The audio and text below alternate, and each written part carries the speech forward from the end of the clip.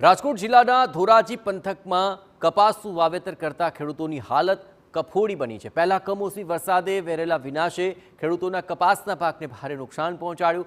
માવઠાના મારથી ખેડૂતોના મહા મહેનતે પાકેલા કપાસનો ફાલ ખરી ગયો હતો। હવે માવઠાના માર બાદ બચી ગયેલા કપાસના માત્ર 1200 થી 1300 રૂપિયા જ ભાવ મળતા ખેડૂતોની મુશ્કેલી વધી છે। ખેડૂતોને મોટા પ્રમાણમાં ખર્ચ કર્યા બાદ પણ કપાસના પૂરતા ભાવ ન મળતા હવે તેમને રડવાનો વારો આવ્યો છે।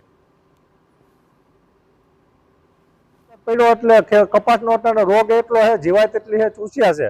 કપાસનું ઉત્પાદન માન 10 થી 12 મણ એક ખેડૂતને આવશે અને કપાસની અંદર માર્કેટિંગ યાર્ડમાં વેચવા જાય છે। કપાસ અત્યારે ઉતરે છે 2-4 મણની વીણી, તો 1200 થી 1300 રૂપિયા ખાલી ભાવ આવે છે। કપાસને અમને પૂરતી વળતર જડતી નથી। ખાતર, બિયારણ, દવા બધું મોંઘું હતું અને આ અતિવૃષ્ટિને કારણે કપાસમાં કાંઈ વહેરું નથી અને કપાસ 7 થી 8 મણના ઉતારા એ બસ વીઘે। જો આ કપાસના 2000 કે એ ભાવ હોય તો જ પોહાય એવું છે।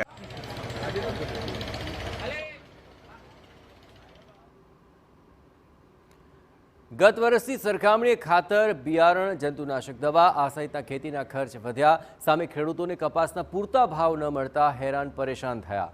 ખેડૂતો માર્કેટિંગ યાર્ડમાં પ્રતિમણ કપાસના 1200 થી 1400 મળે છે, જેની સામે સરકાર 2000ના ટેકાના ભાવે કપાસની ખરીદી કરે તેવી ખેડૂતોની માંગ છે।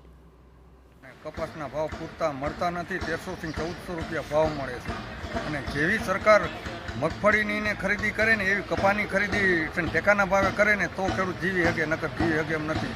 કારણ કે મોંઘા ભાવે અટાણે આંધું બિયારણ જડે, ખાતર મોંઘા ભાવે, તેલના ડબ્બાના ભાવ એવા ઊંચા છે અને તો એટલો પાછો કપાસનો ભાવ છે ને તો ખેડૂત કરે શું, વાવેતર કરવું છે અટાણે તો મજબૂરી છે ને વેચવો જ પડે।